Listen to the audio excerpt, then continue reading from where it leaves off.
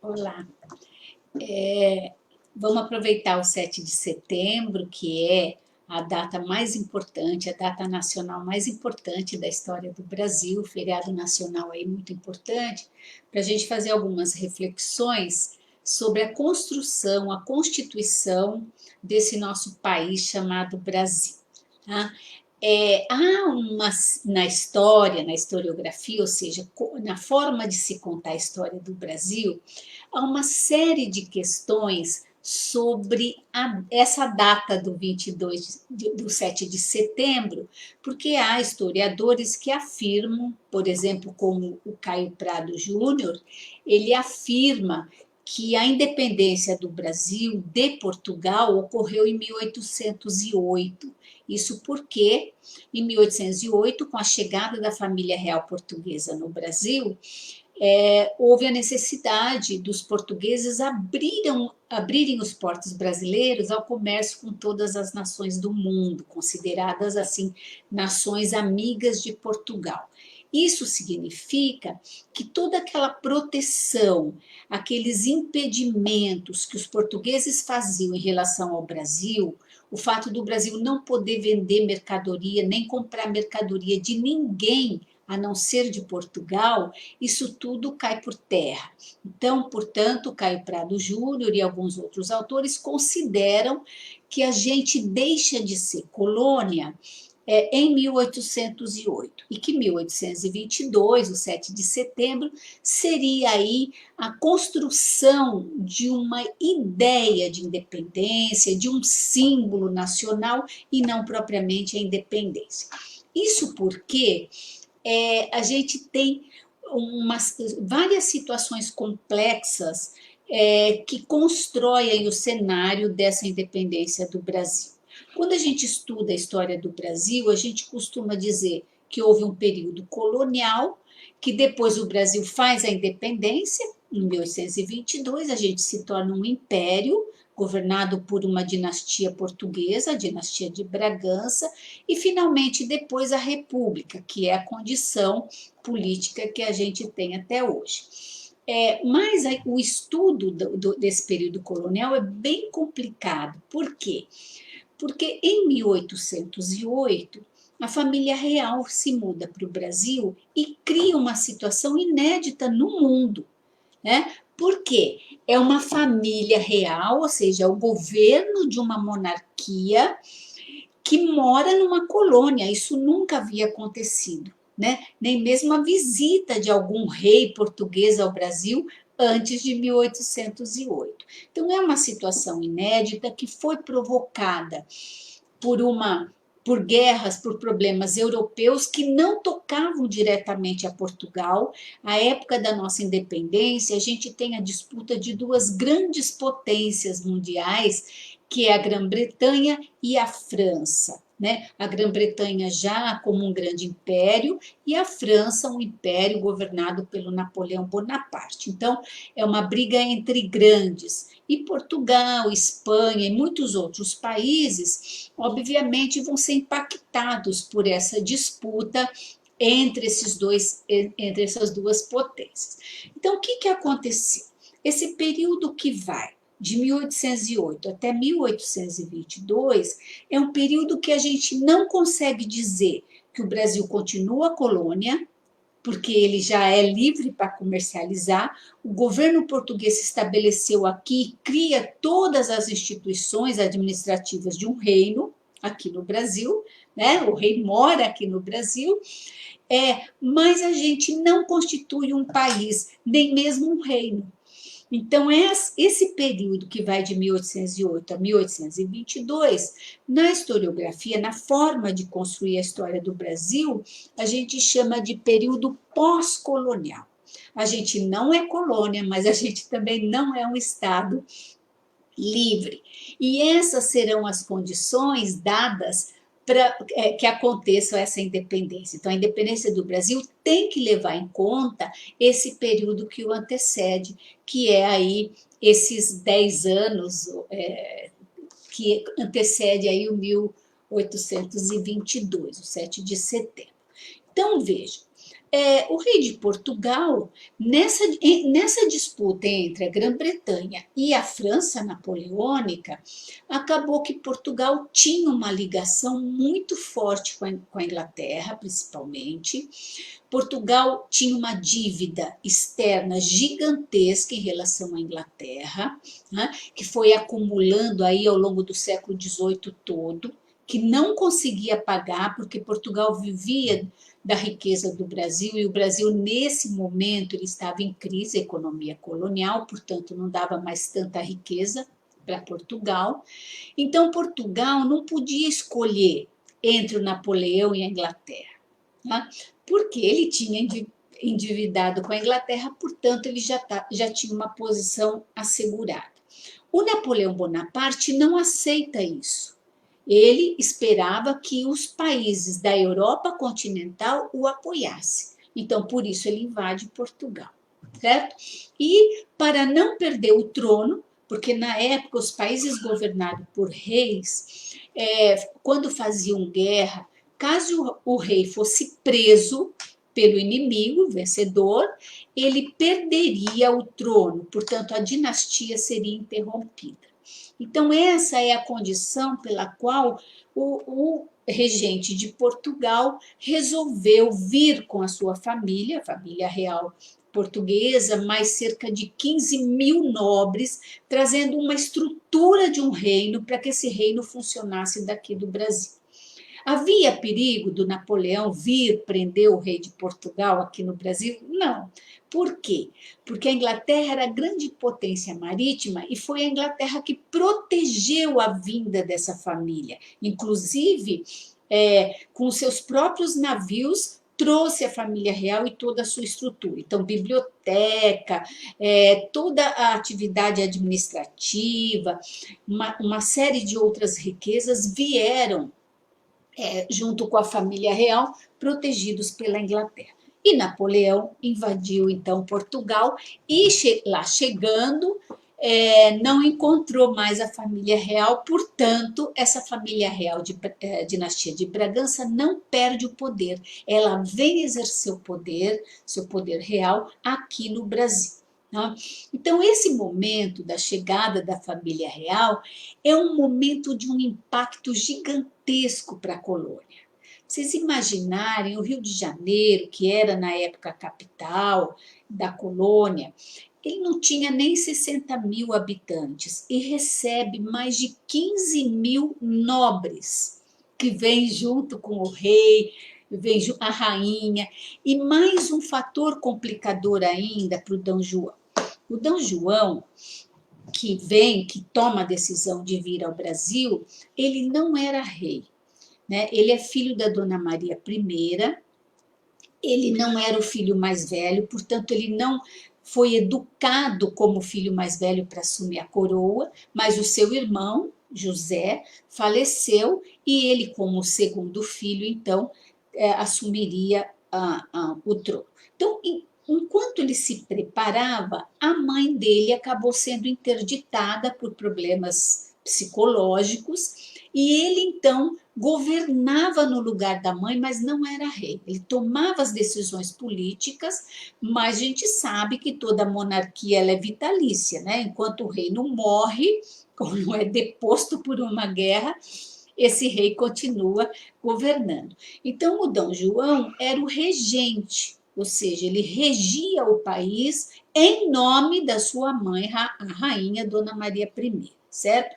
Então, toda essa pressão, né, cai sobre os ombros do D. João, que, a meu ver, é uma personagem da história do Brasil muito desprestigiada, não se dá a ele o valor que ele teve. Eu acho que D. João teve uma importância muito grande, inclusive para a estruturação de uma capital administrativa para o Brasil e que depois o Brasil vai utilizar após a independência. Então, o D. João, enquanto regente, resolve trazer toda a família real portuguesa, a família de Bragança, para o Brasil. Isso incluía a mãe, né, que foi colocada num navio sem compreender direito o que estava acontecendo. Então, essa viagem foi uma viagem muito complicada, né?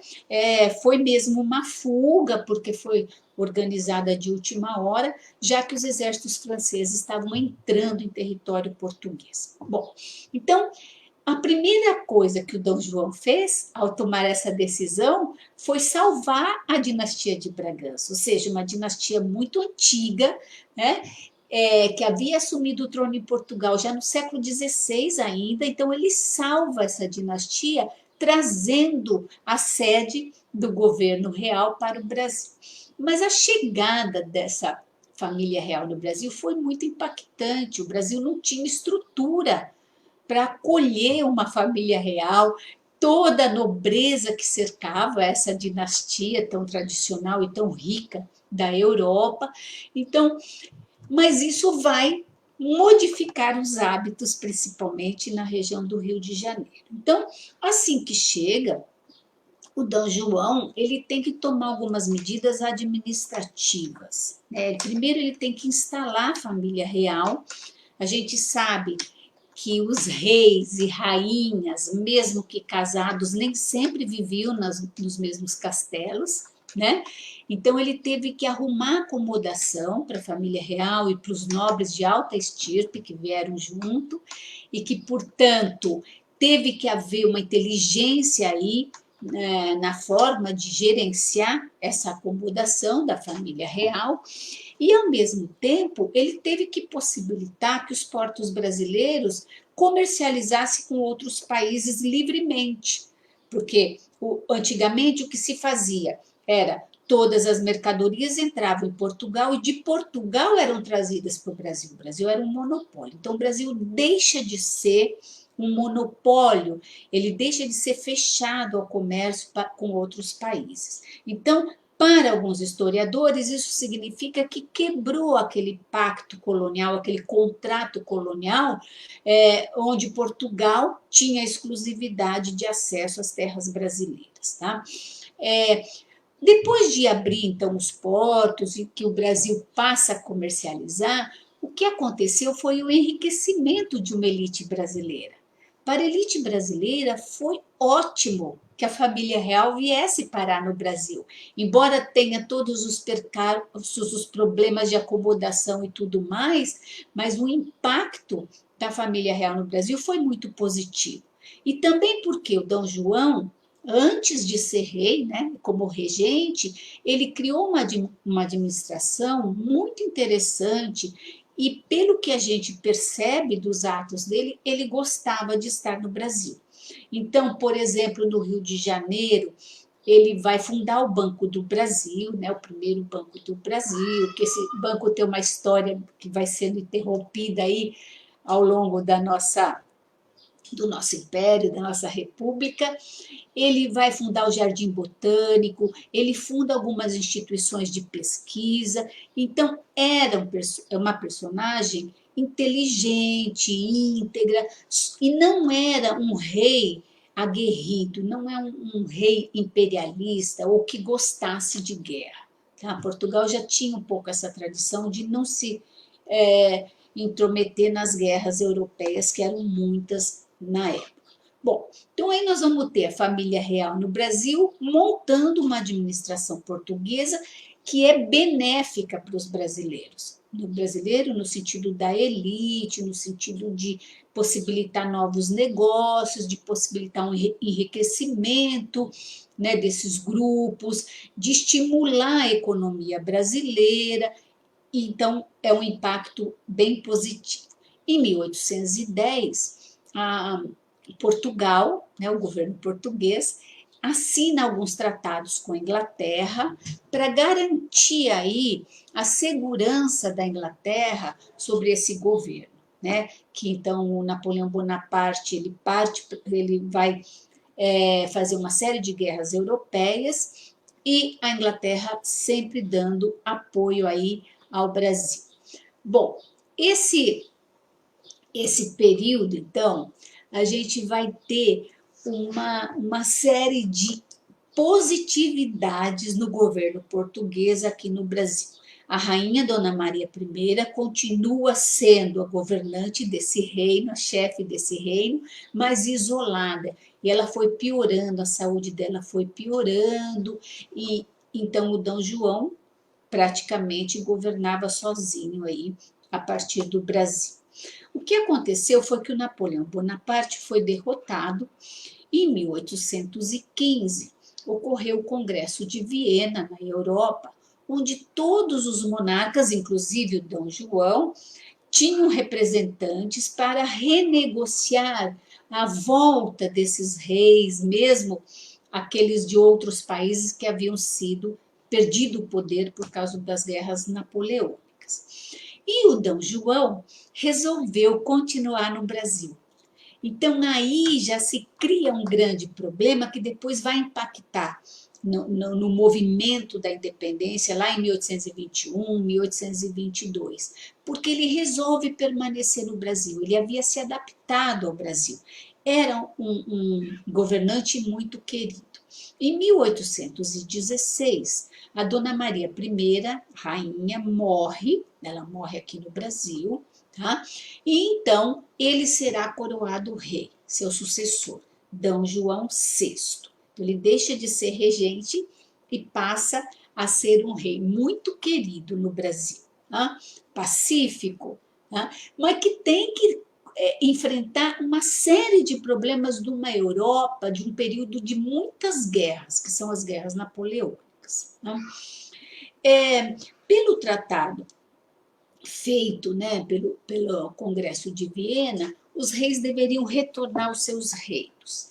E como ele gostaria de permanecer no Brasil, ele tomou uma decisão inédita, né? Ele elevou o Brasil a reino, unido a Portugal e Algarves. Então, o que ele fez? Se o rei deveria morar no reino, ele decretou que o Brasil seria agora um reino. Portanto, a nossa condição colonial está extinta, né? Extinta no sentido econômico, porque a gente não vai mais ter nossos portos bloqueados, já desde 1808, e agora legalmente seremos promovidos a reino. Portanto, o rei de Portugal mora no reino. E esse reino do Brasil, ele terá o governo exercido juntamente com os reinos de Portugal e o reino do Algarve, que é aquele reino no sul de Portugal, aquela região do sul português. Então, assim, a partir de 1816, não só a gente tem um rei coroado no Brasil, né, uma coisa também inédita, como a gente vai ser chamado de reino, vai ser tratado de reino por toda a diplomacia internacional. E dessa forma, o Dom João permanece no Brasil. Acontece que Portugal passava por uma crise violenta, né? Uma crise econômica muito grande, o fim do ciclo do ouro no Brasil, o endividamento em relação à Inglaterra e a ausência do rei. Então, de todo esse contexto que a gente vê acontecer nesse período, que é bem um período determinante da nossa independência, a gente percebe o seguinte, que para os brasileiros, essa presença do rei, agora Dom João VI, é benéfica. Tá? As pessoas, não só a elite, aqueles que tinham negócio se beneficiaram, mas como o povo via com bons olhos o governo do Dom João. Tá? Para a Inglaterra, houve também uma facilidade nesse comércio que ela já fazia, que ela já vendia produtos para o Brasil, só que antes da vinda da família real, ela vendia para Portugal, que revendia para o Brasil. Então, os produtos que entravam aqui, ingleses, que era a maior parte dos produtos importados, ficavam muito caros aqui. E muitas vezes não se consumia. Então, a Inglaterra também vê aumentar a presença dos seus produtos no Brasil. Então, para a Inglaterra, o impacto da vinda da família real também foi positivo. Tá? Agora, para a burguesia portuguesa, esse impacto foi extremamente negativo, porque ela perde essa negociação onde essa burguesia era intermediária entre comprar os produtos ingleses, franceses e de outros países e trazer para o Brasil. Essa intermediação que era um negócio importante da burguesia portuguesa, isso não vai mais existir. Então, o que a gente vê é que essa burguesia portuguesa, principalmente uma burguesia muito forte, que é a burguesia do Porto, da cidade do Porto, a burguesia que se dedicava à produção de vinhos, né? Ela começa a exigir a volta do rei para Portugal. Ela alegava que a sede do reino português sempre foi Portugal e que, portanto, o rei, mesmo tendo elevado o Brasil a Reino Unido, deveria voltar. Então, entre 1817 e 18 até 1821, houve aí uma intensa troca de correspondência, pressões, uma série de acordos entre portugueses, brasileiros, ingleses e a coroa portuguesa. Em 1821, então, em 1820, os portugueses, entendendo que o rei não voltaria a governar a partir de Portugal, eles fazem uma revolução burguesa, liberal, tá? Mas eles não extinguem a monarquia, eles simplesmente acabam com o absolutismo. Tá? Então, Portugal deixa de ser uma monarquia absoluta e vai ser agora uma monarquia constitucional, porque essa burguesia escreve uma constituição, manda de navio essa constituição até o Brasil, e o rei, D. João VI, é obrigado a jurar essa constituição, concordando que o seu governo agora passava por leis escritas pela própria burguesia. Ele deixa de ser absoluto. Mas, mesmo assim, a burguesia insiste na volta do rei. E em 1821, pressionado com a ameaça de que, se ele não voltasse, Portugal proclamaria a República. A proclamação da República foi, no início do século XIX, fim do século XVIII, início do XIX, uma grande ameaça para as monarquias. Né? E a burguesia portuguesa decide que ou o rei volta ou se proclamaria a República Portuguesa. Então, o D. João VI decide salvar de novo a dinastia de Bragança, preservar novamente, né, a coroa para a dinastia de Bragança e volta a Portugal.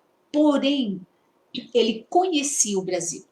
Ele tinha certeza que essa volta provocaria revoltas e resistências aqui no Brasil.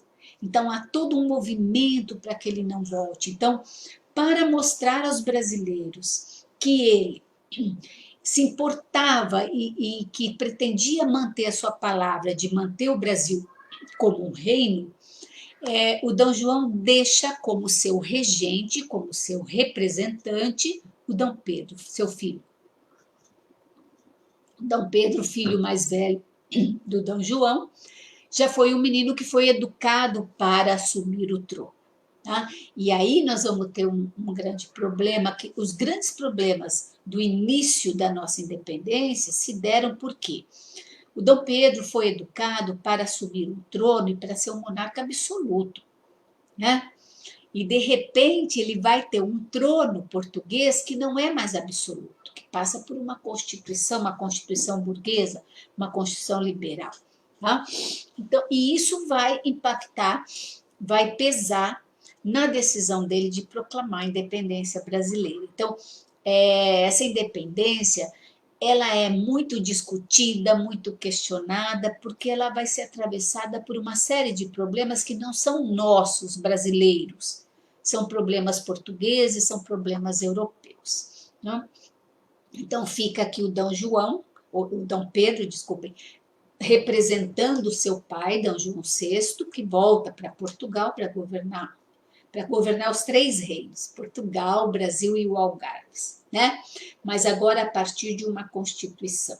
E o D. Pedro passa a governar o Brasil. Como o D. Pedro tinha uma personalidade muito forte e educado já, sabendo que ele seria um governante aí absoluto, e teve no Brasil um tratamento muito especial. Os brasileiros consideravam demais o fato de um príncipe herdeiro, né, ser criado no Brasil, né? Ele acabou se mudando para cá com a sua família e tal. Então, ele tinha o apoio da sociedade brasileira para agir. Acontece que os portugueses pressionavam o Dom João para a volta também do Dom Pedro. O que os portugueses pretendiam é que toda a família real portuguesa, a dinastia de Bragança, voltasse a Portugal. Era inadmissível para os portugueses o herdeiro do trono de Portugal morar no Brasil. Então, é com essa pressão que acontece das cortes portuguesas, né, da burguesia portuguesa, foi um dos grandes motivos da nossa independência. Então, a correspondência que vinha das cortes, né, que o Dom João reunia aí as cortes, essa correspondência vinha com a ordem de voltar o Dom Pedro para Portugal também. Né? Mas o Dom Pedro entendia, e há agora muitas interpretações sobre isso, porque ele tem uma personalidade extremamente polêmica, né? Que a historiografia, ele tem várias biografias, né? Que contam coisas divergentes, inclusive sobre o Dom Pedro I. Mas o fato é que o Dom Pedro I ele entendia que, ao chegar em Portugal, ele seria contido por um governo constitucional, né? E longe da corte portuguesa, longe de Portugal, ele aqui governava como se fosse absoluto. Não havia resistência quanto a isso aqui no Brasil. E a sociedade brasileira também entendia que, se os portugueses exigiam a volta do Dom Pedro, eles temiam, e isso era uma discussão que em Portugal existia, que o Brasil deveria voltar a ser colônia, que não deveria ser reino, e a condição de colônia deveria ser restabelecida, então que o Brasil perderia todas as vantagens, todo o desenvolvimento que havia adquirido com a permanência do Dom João e do Dom Pedro no Brasil. Então, em janeiro de 1822, a gente já tem os sinais disso, né? A sociedade do Rio de Janeiro se organiza num abaixo-assinado, pedindo para que o Dom Pedro não volte a Portugal, porque a primeira atitude dele, a primeira decisão dele seria voltar. Ele era o herdeiro do trono português, certo? E aí, com o abaixo-assinado, nesse abaixo-assinado, os brasileiros juram lealdade à pessoa do príncipe. Né? E é o famoso dia do fico, né? Onde ele sai na sacada ali do palácio e diz que ele havia decidido ficar. Porém, não havia ideia ainda de separação. Alguns movimentos. Tanto é que nesse dia do fico, não só o príncipe, como o povo que estava presente, né, na manhã do 9 de janeiro, jura lealdade ao rei Dom João VI, à dinastia de Bragança e a Portugal. Acontece que entre janeiro e setembro a situação foi se tornando muito mais complicada, né? E os portugueses não aceitando a presença do Dom Pedro, a permanência do Dom Pedro no Brasil, então manda levá-lo à força. Então, essa armada que vem de Portugal era exatamente para colocar o Dom Pedro e toda a sua família e todos os portugueses da família real que permaneciam no Brasil e levar à força para Portugal. Tá? E então nesse momento em que o Dom Pedro resolve ficar no Brasil, sabendo que tem apoio da sociedade brasileira, e acaba assinando uma declaração, tornando o Brasil independente de Portugal. Esse é o dia 7 de setembro de 1822, ou seja, com essa declaração, o Brasil se tornaria agora um reino separado de Portugal. Então, o Brasil já era um reino unido a Portugal, portanto, governado pela mesma família. A partir de então, agora o Brasil é um reino independente, é o Reino do Brasil, e será governado então pelo seu primeiro imperador, que vai ser o Dom Pedro, que vai ser coroado como Dom Pedro I, imperador do Brasil. Isso é o que a gente chama de primeiro reinado, né? E essa é a data que a gente comemora, que é esse rompimento formal entre o Brasil e Portugal. Agora, o primeiro reinado ele vai de 1822, portanto, agora em 1822 o Dom Pedro é coroado, tá? Então existe um rei Bragança, que é o pai dele em Portugal, e existe um rei Bragança, Dom Pedro I, aqui no Brasil, certo? É como se tivessem criado dois ramos aí dessa dinastia de Bragança. O Dom Pedro, então, começa a estruturar o governo, já com a estrutura que o Dom João já havia deixado, mas vamos pensar, o governo dele dura de 1822 até 1831, quando ele volta para Portugal, né? Várias coisas a gente pode pensar sobre esse período. É um período difícil? É. O Brasil tem estrutura, inclusive financeira, para se constituir como um reino independente? Não. Né? A gente está numa fase crítica econômica, inclusive. Né? Então, o Dom Pedro teve que enfrentar uma série de coisas. Porém, o principal, eu imagino que tenha acontecido, é o seguinte: ele concordou em ficar no Brasil, separou o Brasil de um reino, que é o reino de Portugal, e o reino do qual ele é o herdeiro. Ele é o príncipe herdeiro do reino de Portugal.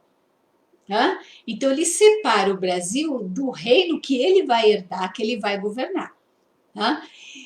E, ao mesmo tempo, ainda com seu pai vivo, ele é coroado imperador do Brasil. Então, é uma situação muito única, muito específica, fora o fato que esse período é o período das várias independências da América Espanhola e todas elas se constituindo como repúblicas, né? Porque foi só o Brasil que teve essa condição de ter um rei, de ter a família real presente aqui. Então, nós vamos ter uma situação que vai ser muito complicada e que vai gerar, inclusive, abdicação. Por quê? Porque o Dom Pedro I, já coroado, tal, ele não abria mão do trono português. Ele é português, ele nasceu em Portugal, e ele, no dia 7 de setembro, foi decretado que todas as pessoas que morassem no Brasil nessa data seriam considerados brasileiros. E o Dom Pedro não concordou com isso. Ele não aceitou se transformar em brasileiro, porque uma vez trocada a sua nacionalidade, se ele se aceita trocar a nacionalidade portuguesa pela brasileira, ele perde o trono português do qual ele era o herdeiro. Então, aí a gente já percebe que ele não tinha muita segurança de que isso pudesse dar certo, né? A gente não tem muita certeza se essa não foi uma estratégia dele para permanecer no Brasil longe desse poder das cortes, ainda exercitando aí a sua educação absoluta, né, que ele recebeu. Então, ele começa um governo, vai ter muito problema para escrever a primeira Constituição do Brasil, que ficou pronta em 1824, mas foi uma Constituição imposta pelo rei, que não concorda que a elite que se constitui em partidos políticos, dois partidos, não possibilita que essa elite possa fazer essa lei para governar junto. Então, ele já começa a conquistar aí a resistência de parte dessa elite, que era era a elite que poderia apoiar. Então, o primeiro reinado foi um período muito conturbado, né, da independência aí do Brasil livre, do Brasil independente. Somando-se a isso, o Dom Pedro, ainda como regente, lá em 1821, ele havia anexado o Uruguai, que se chamava Província Cisplatina, ao Brasil. Ele reivindicava um direito que era da sua mãe, espanhola, e acabou que o Uruguai fez uma guerra contra o Brasil, e o Brasil emprestou dinheiro da Inglaterra para ir para essa guerra, numa região que poucos brasileiros sabiam o que era, e ainda 3 anos de guerra, ainda perde essa guerra. Então, o Dom Pedro I tomou atitudes que não deram bons resultados, né? No sentido de que o Brasil começou a ter saudade aí do Dom João VI.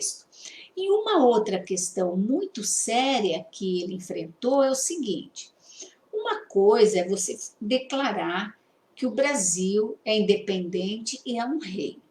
Outra coisa muito diferente é os estados, os outros países aceitarem isso, não é? Porque como é que o Brasil vai fazer as suas relações internacionais, por exemplo, se a Inglaterra não reconhece a nossa independência? Não? Então, começa a se criar uma diplomacia brasileira para negociar o reconhecimento, e isso custou muito dinheiro também, né? Tinha que estruturar isso para fazer a negociação, para que os estados... Então, quando a nossa Constituição foi assinada, em 1824, o Brasil não tinha ainda sido reconhecido como um país independente. E aqui é interessante, a história é muito fascinante, né? Porque tudo que a gente acha que a gente tem certeza, em algum momento surge aí uma discussão e aí a gente refaz essa história, né? A história está sempre sendo refeita, né? É certo que os Estados Unidos, em 1824, reconheceram a independência do Brasil.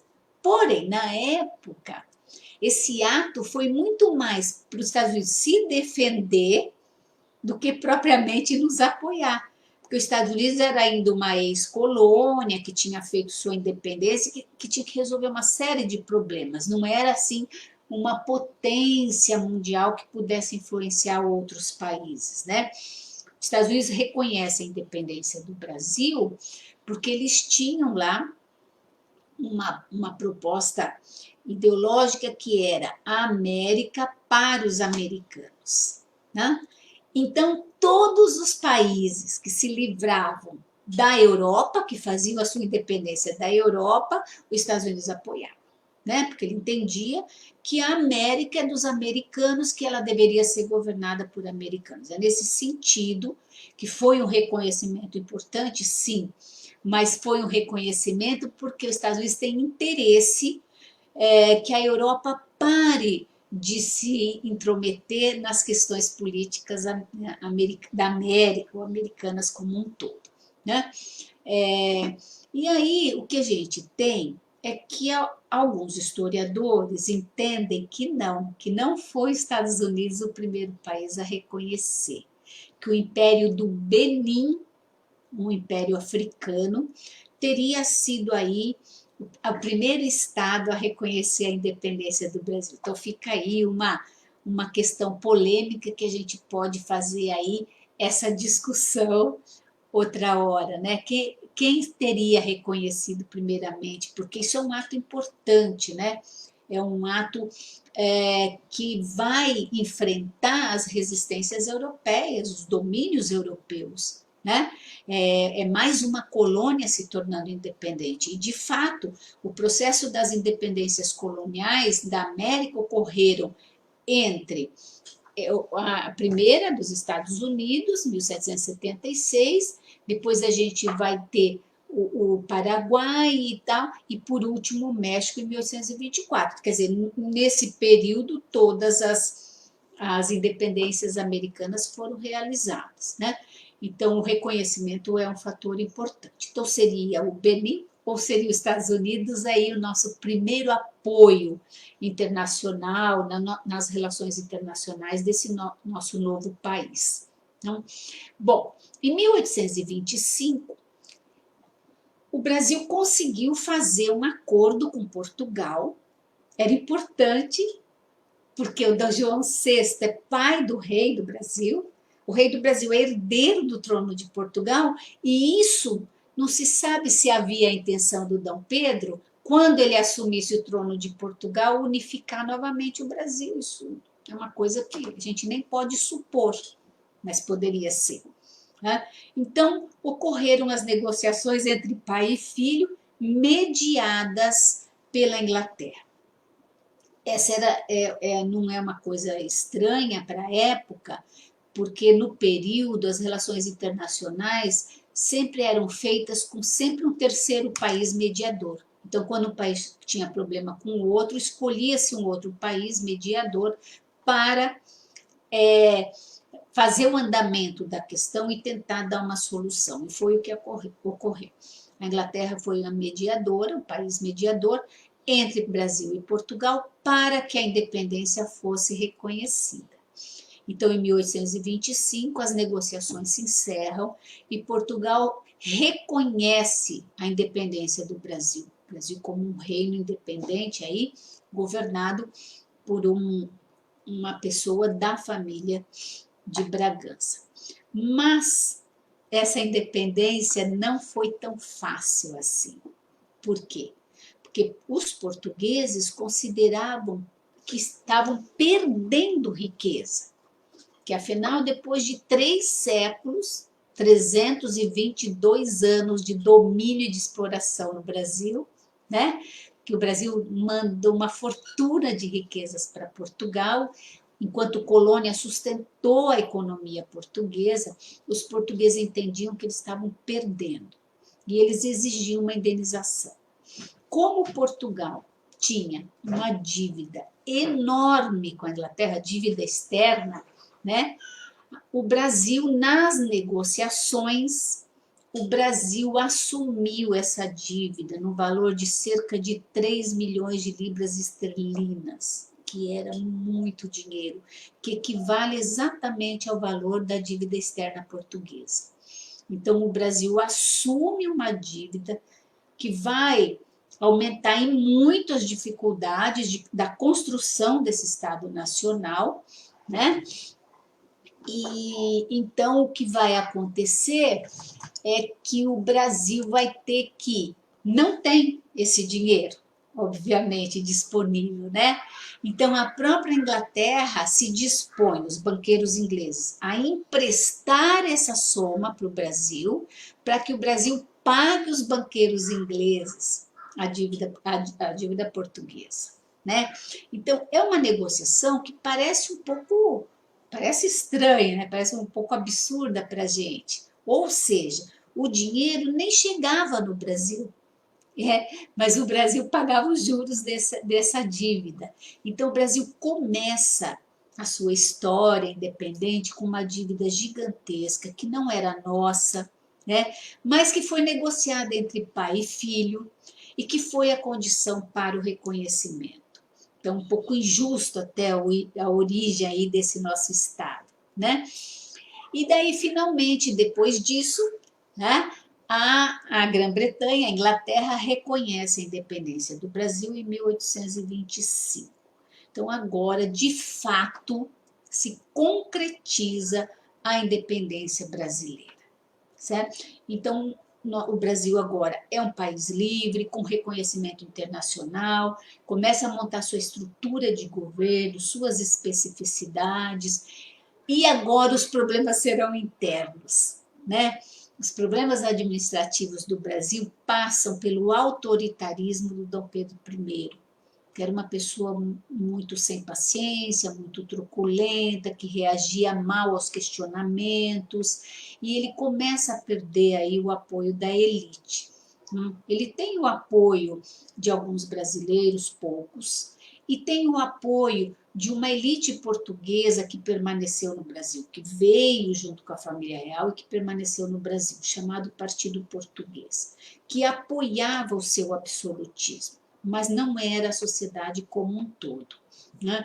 Então, dentre essa enormidade de dificuldades, o Dom Pedro foi percebendo que ele não tinha mais condições de governar. Então, ele participa de uma guerra, ele tem uma dívida enorme, que ele aumenta essa dívida por causa da guerra, que simplesmente era uma guerra que para o Brasil não tinha importância, porque o Brasil já tinha um tamanho enorme para que esse rei governasse, e ainda anexou o Uruguai, que não aceita e faz a guerra. Esse rei não acata a discussão do poder aí legislativo, cria uma constituição onde existiam os três poderes, executivo, legislativo e judiciário, mas acima dos três ele cria um poder, que é o poder moderador. Então, tudo que o Congresso, que os deputados então, faziam em torno de proposta de lei, passava pela aprovação do próprio Congresso, mas passava pelo veto do Executivo, mas passava pelo impedimento do poder moderador, que era do rei sozinho. Ele tinha lá um Conselho de Estado que o aconselhava, mas, na verdade, como monarca absoluto, ele tomava as decisões. E isso foi corroendo o poder dele até o ponto em que ele perde apoio e vê que o Brasil, para ele, era impossível governar. Tá? Ao mesmo tempo, ocorrem mudanças em Portugal, né? Em 1826, o Dom João VI morre, e o herdeiro do trono de Portugal é o Dom Pedro I. Tá? Então, ele tem que tomar uma decisão, ele decide mandar a filha dele, Dona Maria da Glória, que era uma menina ainda, de cerca de 9 anos de idade, para Portugal, para assumir o trono como regente, e teve a ideia de casá-la com o seu irmão Dom Miguel, o irmão mais novo do Dom Pedro. Acontece que o Dom Miguel queria o trono para ele, porque não achava correto o Dom Pedro, como imperador do Brasil, né, ir governar Portugal. Então, começa uma guerra pela sucessão do trono, que o Brasil vai sustentar o lado, né, a defesa do lado do Dom Pedro, né, o direito dele pelo trono, mas o Brasil paga essa guerra. Né? Então, isso aumenta as dificuldades do governo aqui, né? Que é uma guerra praticamente da família de Bragança, e acaba então que o Dom Pedro decide abdicar o trono, ou seja, abrir mão do governo do Brasil, para ir a Portugal, acabar com a guerra e poder assumir o trono português. Então, na verdade, ele era um rei português, né? Por mais que ele gostasse do Brasil, o fato dele ter feito a independência, né, é um ato aí importante para a nossa história, mas não foi maior do que a ligação dele com a pátria dele, obviamente, que era Portugal. Então, ele vai a Portugal, ele vai ser coroado como Dom Pedro IV em Portugal. Tá? E aí deixa o seu filho, Dom Pedro, como regente, que era uma criança de 5 anos de idade, né?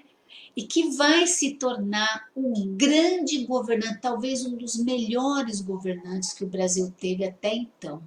Na nossa história de país livre, a gente deveria olhar melhor para o governo do Dom Pedro II. Obviamente que ele não podia governar uma criança, ocorreu uma série de problemas aí, enquanto ele crescia, um homem cultíssimo, um homem de uma constituição ética admirável, né? Que até às vezes ela era criticado pela imprensa porque era muito simples e às vezes as pessoas imaginavam que ia encontrar o rei todo com apetrechos, e o Dom Pedro II era um homem muito simples, muito correto, né? E cultíssimo. Ele fez um grande governo depois. Mas enquanto ele é criança, o Brasil ficou nas mãos de brasileiros que governavam enquanto o rei pudesse assumir. Isso também aconteceu muito antes do esperado. Dom Pedro foi coroado rei com 14 anos de idade, quando se imaginava que ele seria manipulado por uma elite política brasileira, e não foi o que aconteceu, né? Esse rei, de fato, é um rei brasileiro, é da dinastia de Bragança, mas é de uma dinastia, de um ramo da dinastia portuguesa, porque ele nasceu no Brasil, era brasileiro e amava o Brasil, era a escolha dele.